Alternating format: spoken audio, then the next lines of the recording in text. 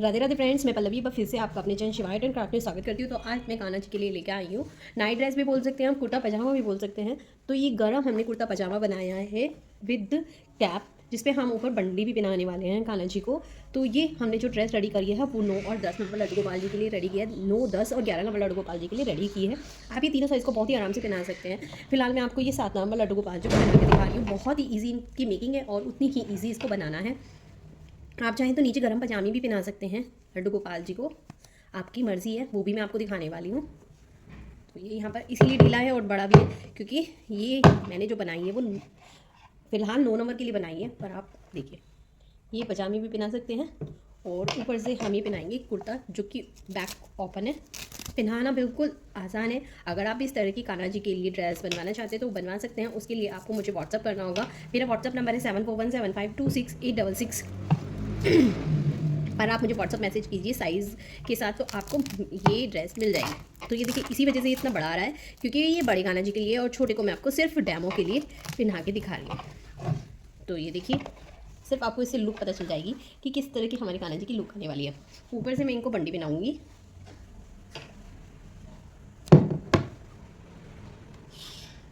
आज हम इस वाली वीडियो में कान्हा जी का ये कुर्ता पजामा बनाना सीखने वाले हैं कि कान्हा जी का ये कुर्ता पजामा किस तरह से बनता है। वीडियो अच्छी लगी है तो लाइक कर देना, सब्सक्राइब कर लेना, कमेंट में राधे राधे लिख दीजिएगा और अगर पहली बार विजिट किया तो नोटिफिकेशन भी बेल आइकन पे ऑल को प्रेस कर दीजिएगा।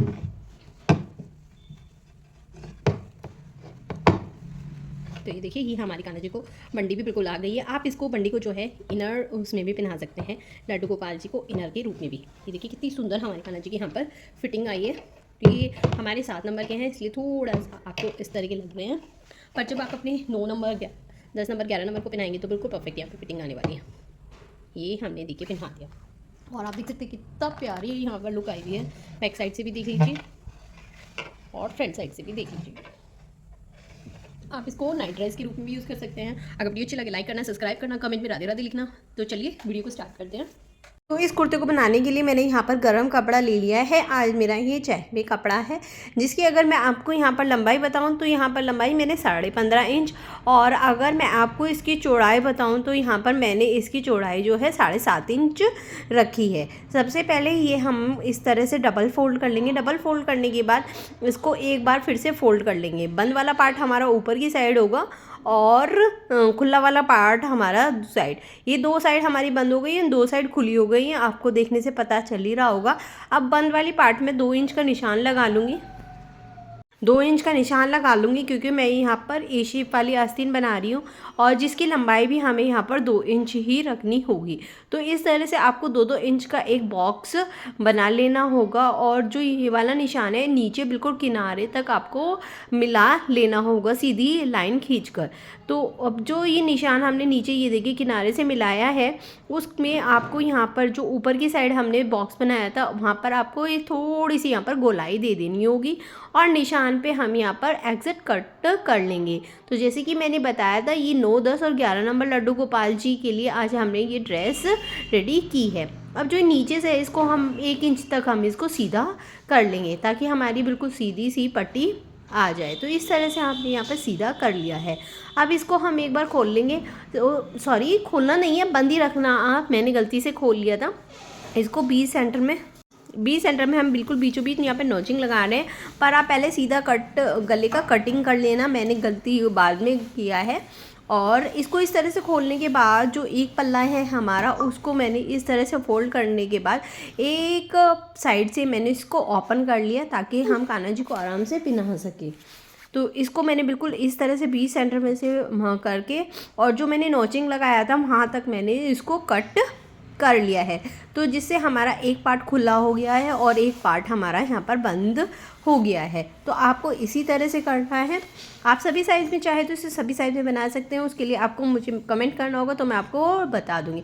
अब यहाँ से यहाँ तक कि हमें ना 2 पट्टी चाहिए होगी, जाके हम इस पर जो जैसे हुकाई वाली होती है ना इस तरह की, तो उससे पहले ये मैं देखिए मैंने जो बोला था ना गले वाली, अब मैं ये गले वाली कटिंग करने वाली हूँ। आप ये बीच में से कट करने से पहले भी कर सकते हैं और जैसे मैं अब कर रही हूँ ऐसे भी कर सकते हैं। उसके बाद हम यहाँ पर 2 पट्टी काटेंगे जो कि हमारी यहाँ पर इसके बीच में लगने वाली होगी। यहाँ से यहाँ तक की। तो इसके लिए मैंने यहाँ पर 1.5 इंच चौड़ी और लंबाई मैंने इसकी जितनी कपड़े की मेरे पास थी मैंने पूरी ले ली है। 1.5 इंच चौड़ी मैंने ली है क्योंकि मुझे काफ़ी जगह लगानी है, तो इसलिए मैंने पूरी की पूरी लंबी काट ली है। इसी तरह से हमने यहाँ पर पैंट की कपड़ा लिया है जिसकी लंबाई हमने यहाँ पर 5.5 इंच रखी है, चौड़ाई सॉरी, और लंबाई हमने यहाँ पर 14 इंच रखी है। तो इसको कुछ भी नहीं करना, ऐसे ही रख देना है। अब हम यहाँ पर टोपी की कटिंग करेंगे। टोपी के लिए मैंने यहाँ पे 11.5 इंच लंबा और यहाँ पर 5.5 इंच चौड़ा मैंने कपड़ा ले लिया है। इसी तरह से आपको लेना है। कटिंग मैं आपको जब भी उसी टाइम पे बताती रहूँगी। तो सबसे पहले हम यहाँ पे कुर्ते को सील लेंगे। तो कुर्ते की सबसे पहले हम आस्तीन बनाएंगे। तो ये हमने जो 1.5 इंच की पट्टी ली है, सीधे कपड़े पे हम सीधा ही कपड़ा रखेंगे और इसको इस साइड सील देंगे। हमें ये जो पट्टी रखनी होगी वो ना उल्टे पे रखनी होगी, उल्टे पे सीधी पट्टी रखकर और इसको इस तरह से सील देंगे। ये बाहर की तरफ निकलेंगी, तो उल्टे कपड़े पे आपको सीधा कपड़ा रखना होगा जिससे ये बाहर की तरफ जब निकले तो है ना बिल्कुल सीधा आए। और इस तरह से हम फिर मोड़ देंगे और ये बाहर की तरफ ही दिखाई देगी। तो चलिए फिर इसको स्टिच कर लेते हैं जिस तरह से अभी किया। तो एक पैर की दूरी पर मैं इसको स्टिच कर लूँगी। पक्का करते हुए हमें स्टिच करना है और पक्का करते हुए ही ख़त्म करना है। दोनों साइड हमें इसी तरह से करना है और इस तरह से फोल्ड कर लेना है। पहले थोड़ा सा छोटा वाला पार्ट, फिर एक बार बड़ा, फिर ऊपर से हम यहाँ पर सिलाई लगा लेंगे। तो ये कफ टाइप में हमारी यहाँ पे डिज़ाइन बन जाएगा।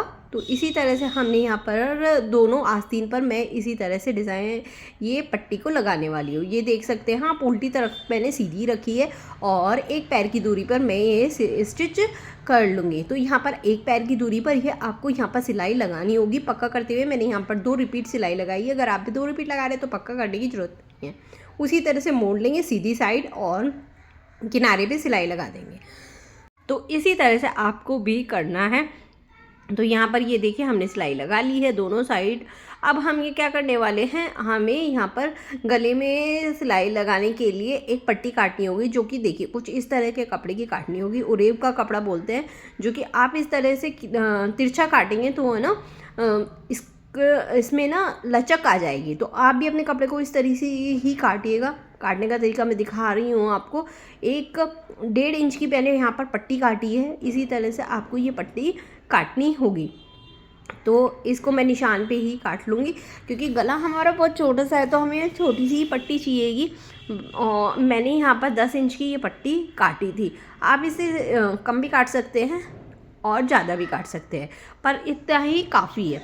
तो अगर आप इसको खींच के देखेंगे ना तो इसमें लचक होगी, ये देखिए इस तरह की लचक होगी। और जब आप सीधा स्ट्रेट काटेंगे तो उसमें कपड़े में लचक नहीं होगी। तो यहाँ पर अब हम क्या करने वाले, इसको लगाने वाले हैं। तो ये देखिए मैंने सीधी साइड इस कपड़े को रखा है। सीधे पे सीधा रखने के बाद इसको मैं गोल सर्कल में यहाँ पर सील लूँगी। तो ये जब हम गोल सर्कल में यहाँ पर सीलेंगे ना तो ये एक पैर की दूरी पर हमें सिलना है। एक ही सिलाई से सिलने वाले हैं, इसलिए आप इसको पक्का करते हुए ही स्टार्टिंग से चलना है।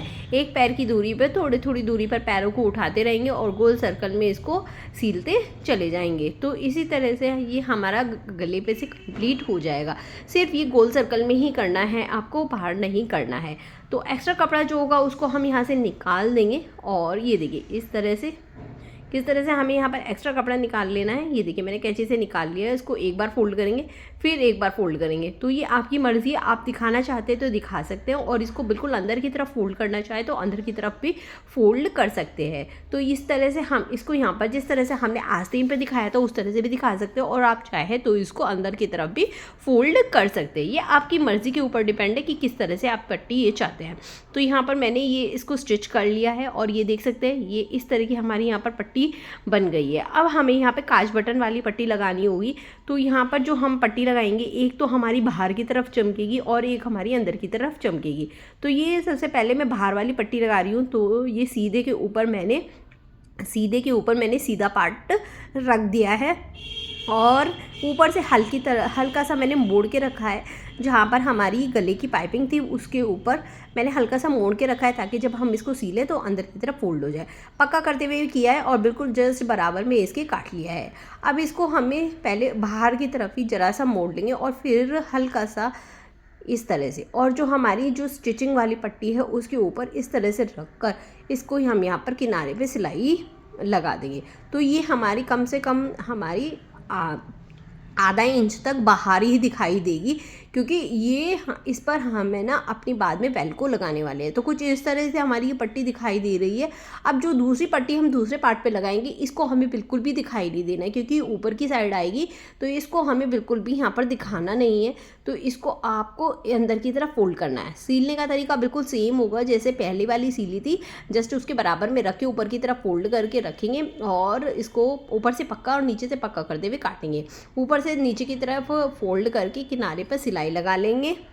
तो इसको भी हमें सेम जैसे हमने यहाँ पर आस्तीन की मोड़ी थी उस तरह से मोड़ना है, पर इसको यहाँ पर हमें बाहर की तरफ थोड़ा सा भी नहीं निकालना है, बिल्कुल अंदर की तरफ सेट कर देना है, क्योंकि ये हमारी ऊपर रहने वाली पट्टी है जिस तरह से हमारी अंदर की तरफ रहती है। और किल किनारे पर भी हम इस पर सिलाई लगा लेंगे। तो मैं आपको शो करती हूँ कि किस तरह की हमारी ये पट्टी होगी। तो इस तरह की होगी कि एक बाहर की साइड रहेगी और एक अंदर की साइड रहेगी।